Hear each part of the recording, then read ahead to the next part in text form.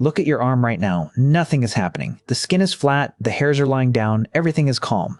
Now think about the coldest water you have ever stepped into, or the loudest, most triggering moment of your favorite song, or the exact second in a film where the music swells and the hero finally turns around.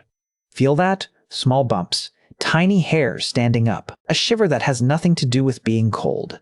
Your body just did something it did not need to do. You have no fur. You have not had a meaningful coat of body hair for over 1 million years. And yet, every single time you are frightened, moved, or freezing, your skin still tries to fluff up a coat that is not there.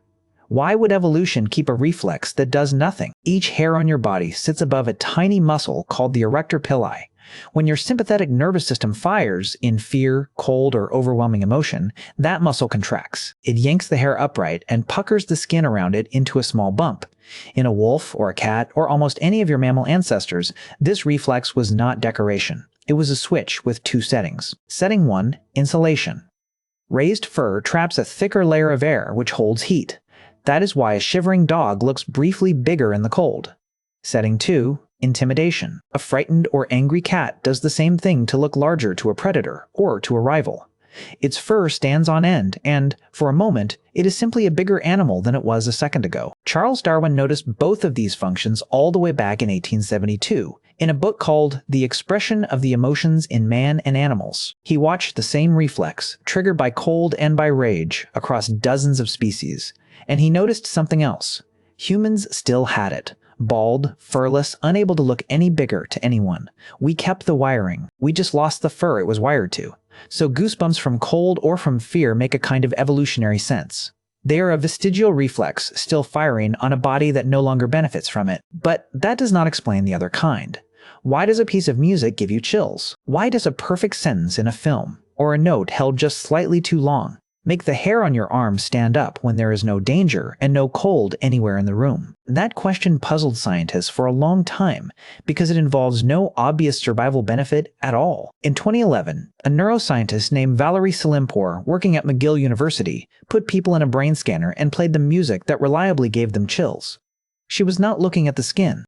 She was looking at the brain's reward circuitry, specifically a region called the nucleus accumbens.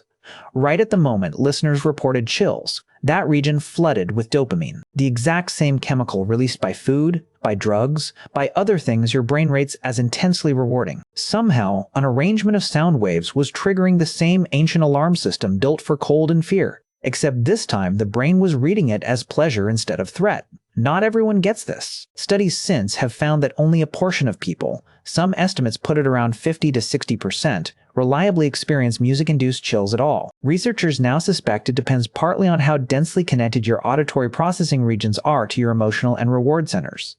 Some brains are simply wired with a shorter path between the two. So here is what is actually happening on your arm.